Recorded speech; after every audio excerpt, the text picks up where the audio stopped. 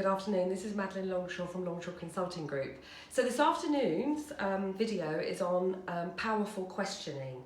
And questioning today will be completing the series I've done this week really on listening, having quiet mind and presence in order to listen, and on reflecting back.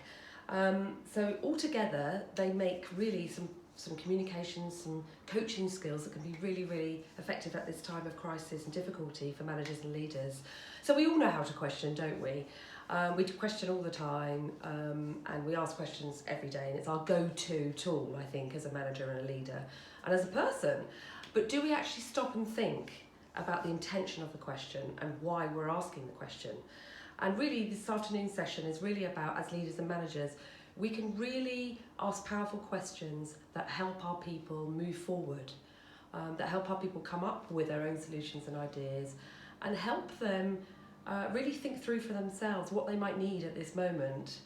And actually at this point in time, with all the crisis and the challenges of working from home, people I'm experiencing are having lots of confusion, and they're feeling the whole array of feelings, from frustration and anger right the way through to sadness, grief, loss and despair. So really asking a question that's well thought through and well considered might be the thing that could be really makes a difference for your people at this time. So questions like, what do you really need right now? Or what's the real issue here for you? Or what's stopping you? Or how might you do that for yourself?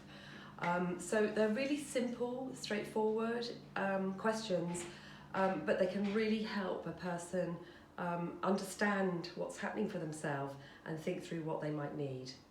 So the top tips, really, I would have 4 top tips. Number 1 is ask open questions. So, like those examples, what's the real issue, what's stopping you, what do you need right now?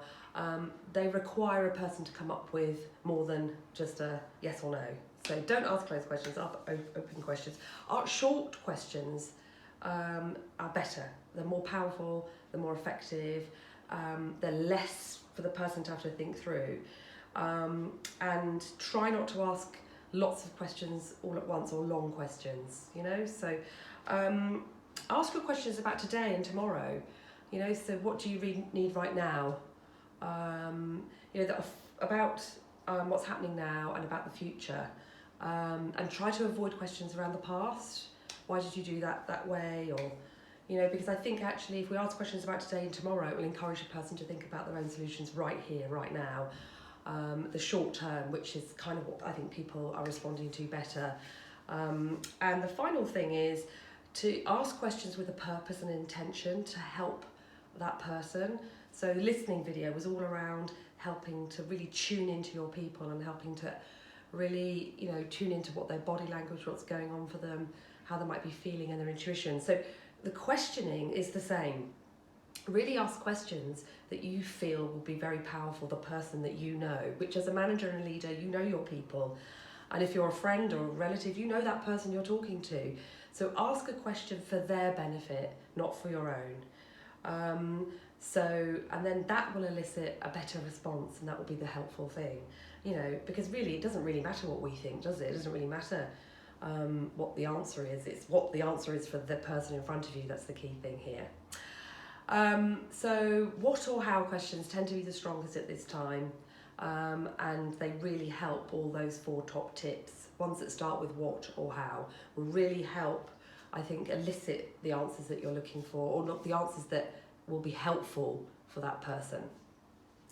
So wish you good luck with your questioning, and wish you a nice Easter. Bye for now.